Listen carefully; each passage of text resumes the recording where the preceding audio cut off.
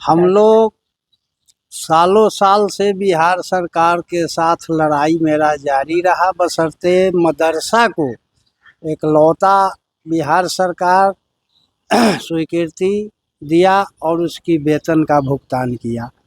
जबकि एक ही पत्रांक दिनांक से संस्कृत शिक्षा बोर्ड एवं मदरसा शिक्षा बोर्ड की स्थापना हुई 1980 में। उसके बावजूद भी बिहार सरकार हिंदू सनातन धर्म को सौतेला देखा, मदरसा को अपना वोट बैंक समझकर आज तक वह राजनीतिक करता गया। इतना ही नहीं, जिसका विज्ञापन मेरे पास अभी है, कहीं न कहीं है। 2019 से मदरसा में पेंशन योजना का भी लागू किया गया है, जो पेपर में आया था, और कंप्यूटर की भी पढ़ाई उसमें जारी हुआ। बशर्ते संस्कृत विद्यालय के शिक्षक एक कौड़ी के लिए आज तक ललायित रहे, उनको एक कौड़ी दर्शन नहीं हुआ। धरना प्रदर्शन किए, जिसके एवज में नीतीश कुमार सरकार ने लाठी दिए, पैसे के बदला लाठी दिए, बशर्ते एक कौड़ी नहीं दिए। जिसमें अंजनी कुमार मिश्रा मधुबनी जिला का, उनका कलेजा का फट्टी लाठी से, पुलिस के लाठी से टूटा हुआ था। तब इससे निराश होकर हम लोग भारत सरकार में गए। भारत सरकार से हम लोगों को आस जगा, बोर्ड का गठन हुआ, स्वीकृति एवं भुगतान के प्रक्रिया में अब हम लोग जो है सो पहुंच चुके हैं। बिहार सरकार से मोह भंग करते हुए भारत सरकार से आस हमारे बिहार के नहीं पूरे भारत के संस्कृत शिक्षक आस लगाए हुए हैं, जो भारत सरकार कब मुझे अब रोटी दाना का व्यवस्था करेंगे। मुद्दा यही है कि 40-45 साल से संस्कृत विद्यालय की शिक्षक एड़ी चोटी एक करके रह गए।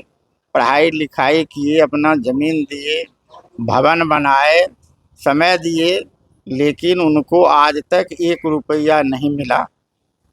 हम लोगों ने 21 से भारत सरकार के यहाँ मांग शुरू किए कि ये सब संस्कृत विद्यालय के शिक्षक इतना जर्जर हो गए हैं कि उनका मृत्यु हो गया, रिटायर कर गए, फिर भी इन लोगों को 1 रुपया नहीं मिला।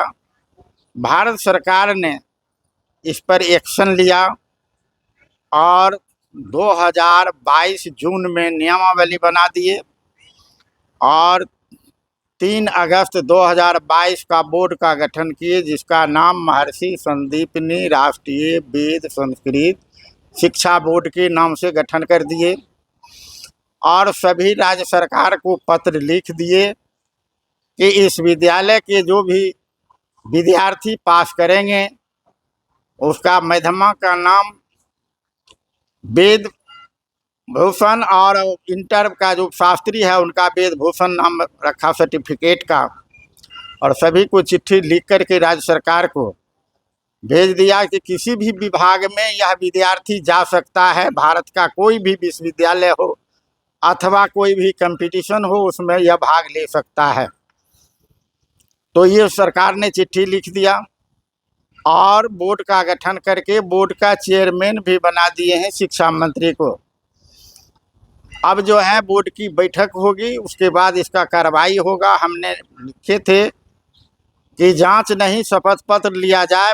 भारत सरकार ने यह कबूल किया कि ठीक है, बहुत दिनों हो गया है, इसलिए हम शपथ पत्र पर ही स्वीकृति देंगे। और इसी कर्म को लेकर के हमने आज पूरे भारत के शिक्षकों, संस्कृत शिक्षक और वेद शिक्षकों को जगाने का काम कर रहे हैं कि आप जागिए और आपका अब समय आ गया है। आप लोग जो है भारत सरकार के यहाँ आवेदन जमा करके आप अपना विद्यालय को स्वीकृति लीजिए। इसी उद्देश्य से मैं यहाँ बैठक बुलाया हूँ। मेरा नाम रामचरित्र प्रसाद यादव, घर बेगूसराय है, वीरपुर। मैं राष्ट्रीय अध्यक्ष हूँ। आप लोग सोए हुए थे जी, आज जागे हैं, क्या कहेंगे? प्रधानमंत्री को हम लोग बार बार पत्राचार के द्वारा 2021 से पत्र लिखते आ रहे हैं।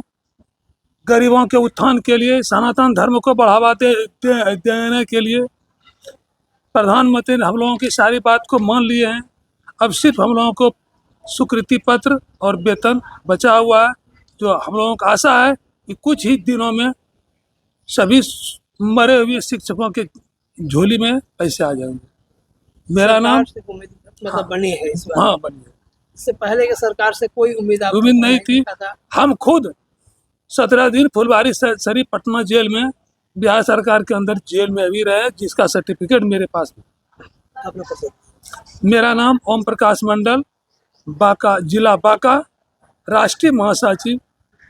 राज्य सरकार से 40 वर्षों तक संघर्ष के बाद जब हम लोगों को कुछ प्राप्त नहीं हुआ तो हम लोग केंद्र की ओर अग्रसरित हुए और केंद्र सरकार के ये पत्राचार के बाद हम लोगों को ये आश्वासन पूर्ण रूप से दिया गया है, नियमावली आदि बना दिए गए और जो भी मांग हमारे ये अध्यक्ष महोदय रखे, राष्ट्रीय अध्यक्ष महोदय, सारी चीज़ शिक्षा विभाग, भारत सरकार के शिक्षा विभाग के द्वारा मान लिया गया।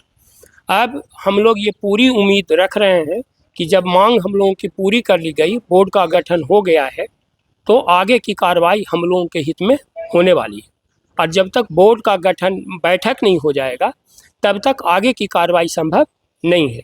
और बैठक जैसे ही होगा हम लोग आश्वस्त हैं कि सारी चीज़ें हम लोगों को प्राप्त हो जाएगी।